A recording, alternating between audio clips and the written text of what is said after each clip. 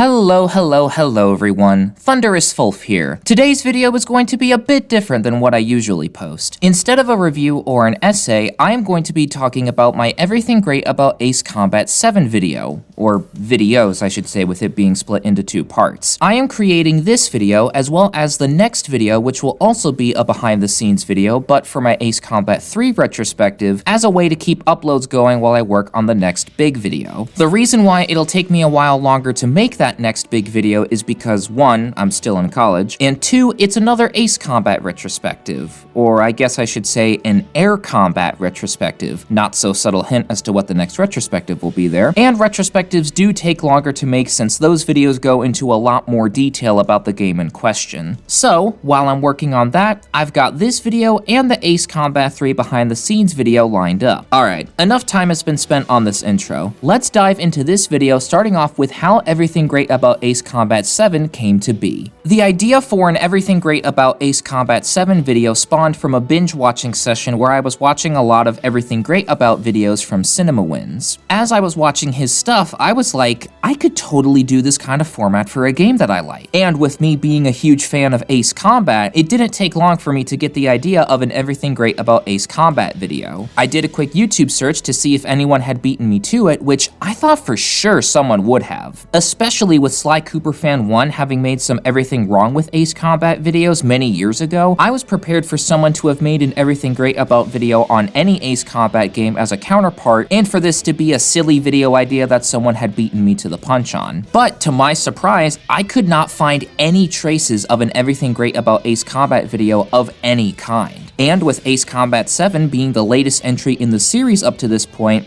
I had my game selected. Now, recording the gameplay went smoothly. I already had an Ace Combat 7 campaign playthrough in 1080p saved up, but I wanted to update that folder in my external hard drive that I save all of my video clips in with some better looking gameplay. So I went ahead and played through the entire game, including the DLC, using my Elgato 4K 60S Plus. I recorded the campaign in 4K, but I downscaled the final videos to 1440p each. It already took roughly a day and a half or so for each part to upload and fully finish processing with how long both parts are. I can't imagine how long it would have taken if I had uploaded both parts in 4K. Which, those long processing times actually caused me to have to push back the second part by a day while I was at work. I had to find a small gap in my workday to go into the YouTube Studio app on my phone and update the scheduled date and time of the video. Same time, but just a day later. In the grand scheme of things though, that wasn't so bad. Editing this thing though,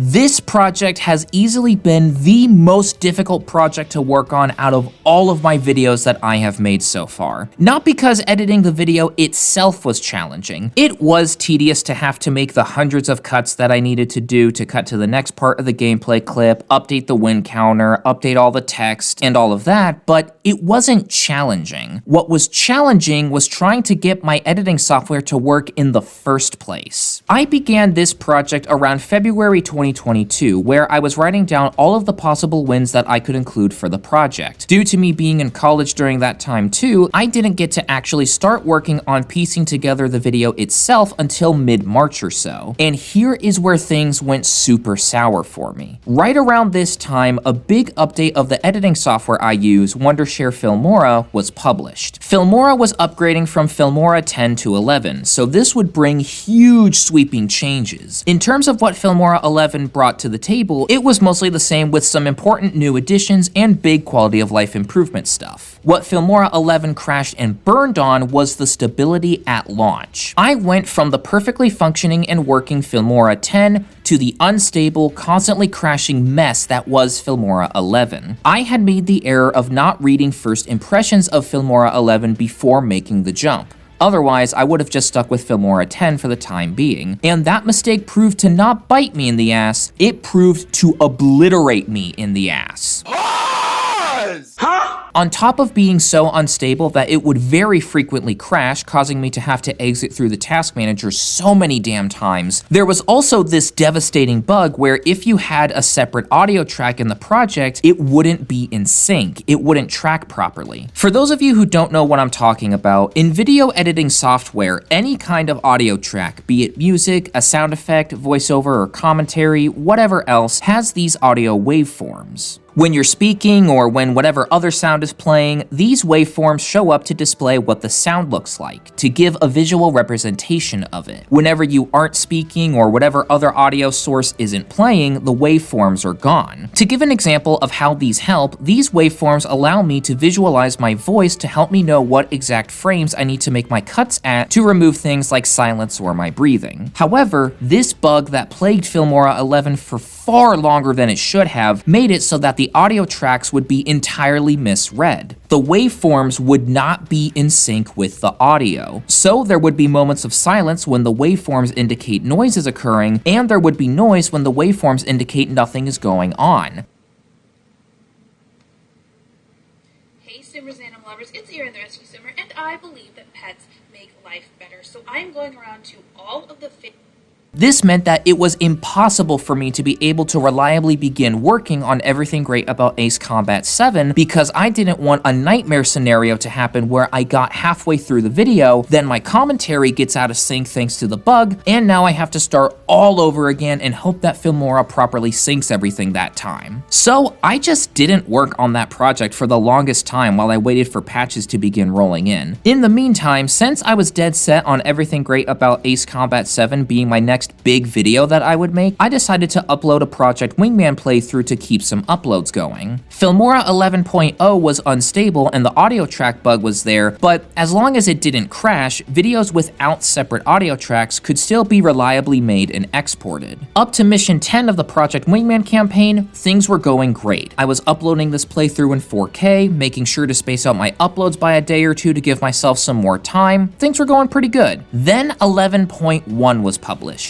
Guess what broke? When I exported and uploaded Mission 11, to my horror, it was entirely busted. The video would constantly stutter and repeat frames multiple times, so I had to take down the Mission 11 video and find a fix. I exported Mission 11 in 1440p, it was still stuttering like crazy. I exported it in 1080p, it was still stuttering like crazy. So now I couldn't do anything with Filmora 11. At this point, I began looking at other options. I wanted to continue making videos, and if Filmora 11 was going to be this unstable for a seemingly long time, I needed to move. After doing some looking around, I settled on DaVinci Resolve. Side note, when you download DaVinci Resolve, it asks for really personal info?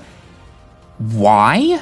I lied on that form. Basic Internet Safety 101. To keep it a long story short, DaVinci Resolve has a lot of options and it looks like a really great piece of editing software. But the GPU acceleration that speeds up exporting time so it isn't 5 hours to export one video is locked behind the paid version of DaVinci Resolve, which is $300. Combine that with the fact DaVinci Resolve doesn't support multiple text layers being on top of one another at any given moment, which was crucial for the kind of project that I was working on, it wouldn't make sense for me to buy the paid version, and I come to the conclusion that DaVinci Resolve is out of the picture. I didn't know how long it would take for Filmora 11 to be fixed, but ultimately, when taking everything into account, I realized it wasn't worth paying $300 and jumping ship. So I changed my mind and decided to sit there and wait as hotfix after hotfix came out until Filmora 11 was stable enough to where I could reliably upload 1440p stuff without it being a stuttering mess. The separate audio track bug was still there, but at this point I just wanted to get this project underway, and I thought to myself that if at any point during the video that bug happens, I'll just make an entirely new project, work on that one until I either encounter the bug or make it to the end, and combine the 2 or more exported parts into a project of its own. For part 1, I made it up until the end of mission 10, transfer orders, before the audio track bug occurred. Believe it or not though, looking back on it, this was a blessing in disguise, as my original plan was to make a single multi-hour Everything Great About Ace Combat 7 video. Nowadays, I like having this project split into 2 parts with how long both parts are. By the time I get busy with the second part of the video, Filmora 11 is a lot more stable, the audio track